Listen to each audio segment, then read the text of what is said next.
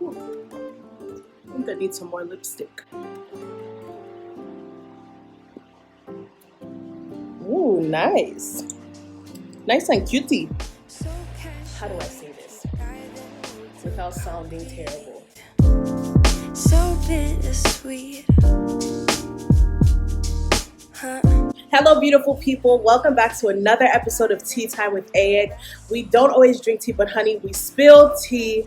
And today I'm spilling all the tea on what you need to know about traveling to Nigeria.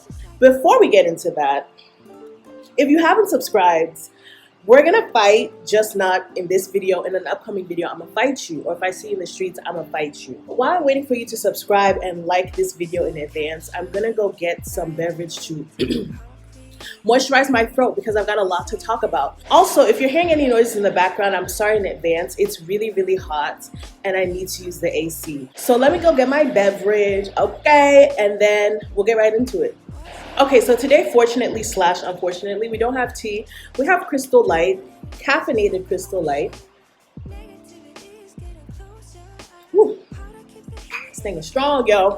So a lot of you guys may be planning a trip to Nigeria in December or early January for the holiday festivities. It's the norm. Generally, we expect in December people come back. That's just how it is. Now, if it's your first time visiting on your own, this is specific to you. If it's your first time visiting Nigeria in general and you may not be going with people who know too much about what to do and how to plan, I'm gonna share all of those tips in this video. Now, I can really only tell you my experience as a Nigerian citizen, but I'm going to do the best I can to compile information in the links down below for those people who may need to get visas and things like that. So, this is how citizenship in Nigeria works. If at least one of your parents are Nigerian, you are a Nigerian. In the case that you travel to Nigeria before you're 18, basically they put your information onto your parents' passport, and that's how you get through checkpoints and stuff like that. Now, if you're over 18, go to your nearest embassy or consulate, Nigerian embassy or consulate, and get your passport. It takes about 3 to 7 days. Now, if you're going to the embassy in Washington, D.C., I have to apologize to you in advance.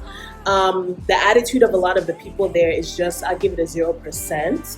A lot of them can be unhelpful. The other half don't know what they're talking about and then just tell you rubbish. And then some of them just have attitude issues. Like one day they're nice, the next day they're not.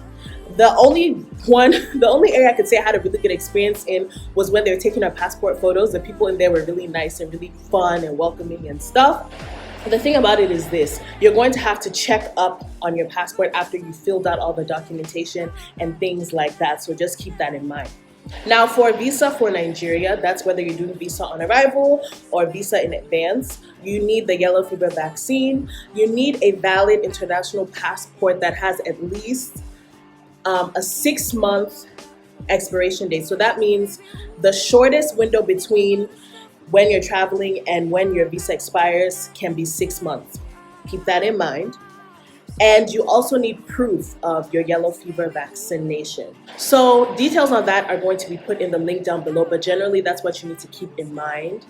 That's how you need to prepare as far as documentation is concerned. Now, as far as packing is concerned, the December, like end of November to beginning or like halfway through January, depending on where you live in Nigeria, is a season we call Harmattan.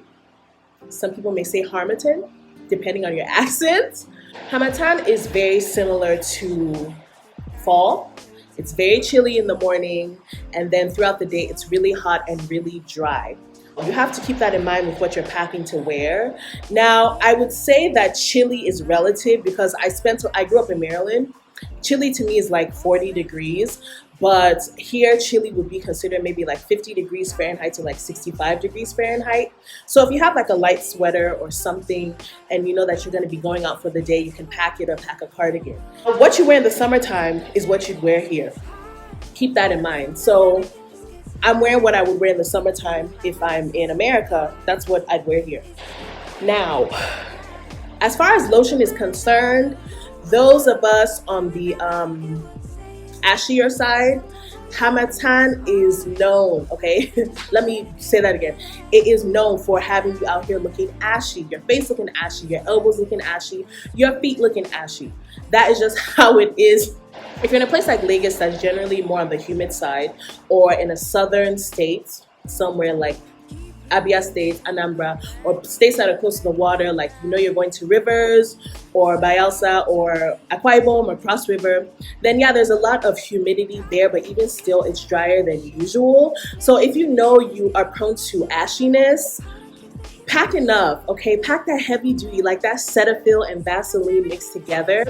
There are also some companies here, skincare companies here, that they make skincare products and balms specifically just for the Hamatan season. If you're in a place like Lagos, if you like the crop tops and the booty shorts, then yeah, like you're fine with that.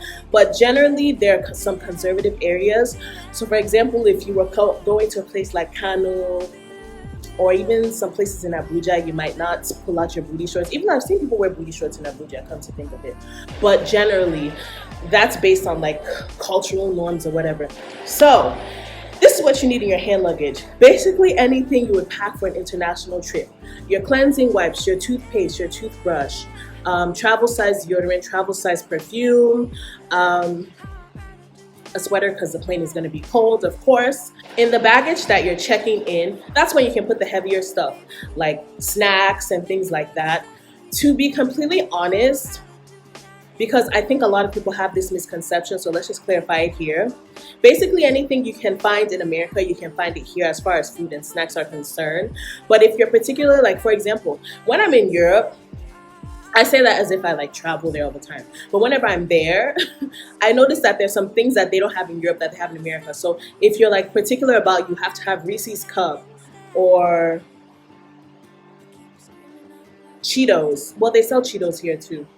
Yeah, so if you're particular about stuff like Reese's Cup and stuff, then yeah, pack that. But any kind of candy you like in America or in the UK, or any kind of snack you like there, you're very likely to find it here. And that, of course, is going to leave you room to pack things, because you're definitely bound to buy things and bring them back with you when you're going back to your home. Now, let's talk about the airports. The way that the airports are, especially here in Lagos, because there's this hustle culture, they've now brought the hustle culture to the airport. On a regular basis, staff at the airport already are like keeping their eye out for who they think is like, I just got back, IJGB. They're already keeping their eyes out for those kinds of people, but in December, like their eye is on 100. Like they got like 20/20 vision, 25/20 vision, looking for who they can help. There are a couple of things with that. Most of these people, because of their exposure these days, and I can really only speak for Murtala Mohammed Airport, which is where I travel into when I'm in Lagos. A lot of the staff members at the airport here in Lagos are exposed enough to know how much they even expect in tip. We have a heavy tipping culture here, to the point that people feel entitled to getting tips.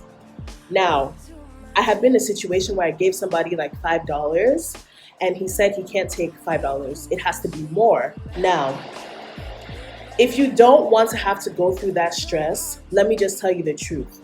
First and foremost, the type of luggages you buy, which I'm going to post a picture here, that would save you a lot of stress, because you're the one pushing the luggages yourself. You don't have to get a cart, you don't have to ask anyone to help you lug things around, and they carry just as much as those bigger luggages carry. Now, if you're just like, you know what, I have $30 to spare or something, then go for it. By all means, it's about what will make you comfortable at the airport. But keep in mind, there's an expectation for tips, and there's a standard for the amount of tips or the type of tips.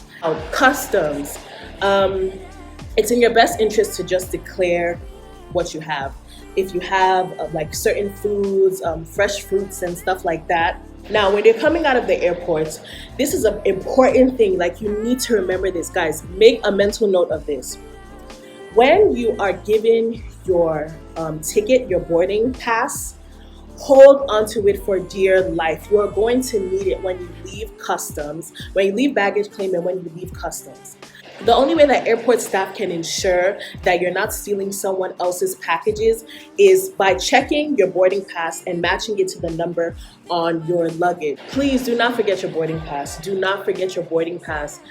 it is going to cause you so much problems and so much stress if you forget your boarding pass, because they have no other way to prove that you're not stealing the items.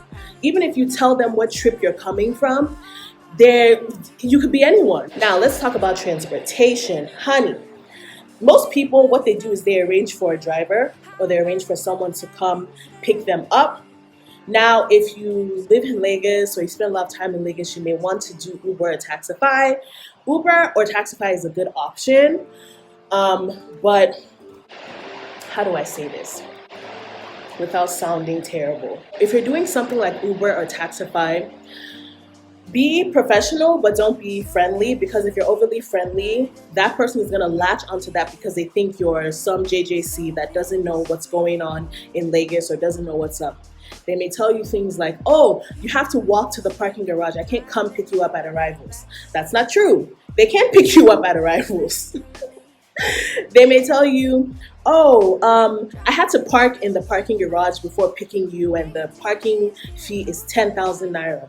I'm not saying everyone is like this. Please do not misconstrue my words, but you have to understand that they're capitalizing on the fact and on the assumption that you don't know what's going on, and also that you're balling out of control. Like they're banking on that. Not everyone, but you have to assume that that's what everybody's banking on. Then of course with time, as you have some rapport with the driver, you now determine. But just FYI, I have two people who pick me up at the airport. The first one, he be charging too much, so I don't call him anymore. But the second one, I'm going to put his name down below and put my email. If you're interested in getting his number, I will be more than happy to send it to you. I would just like to let him know before I send his number. When you are leaving the airport, two things. This is what I would recommend.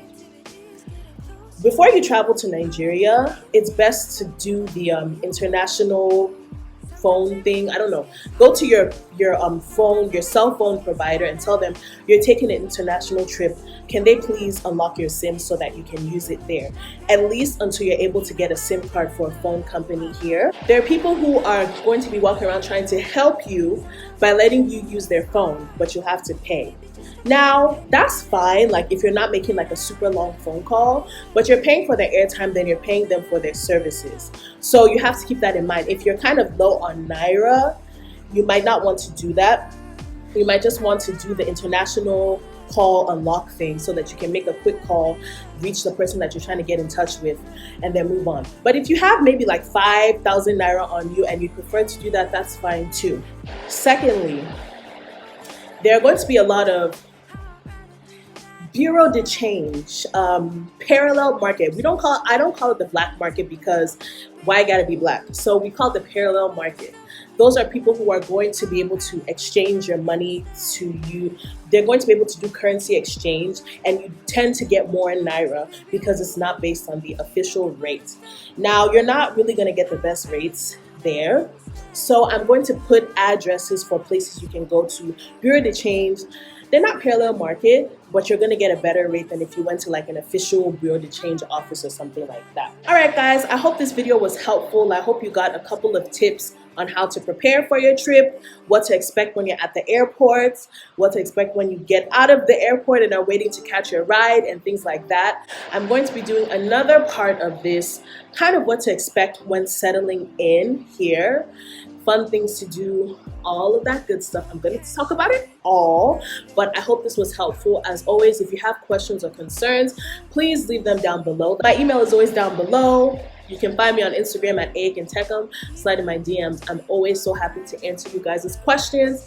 I look forward to be doing more videos like this. And if you're coming to Lagos in December, let's link up. Like, why not? Okay, so this is the thing. There's afang soup that's cooling down, and it's waiting for me to get in contact with it. So I'm gonna go get on that, and you just keep being the amazing person that you are. I'll see you in my next video. Love you always.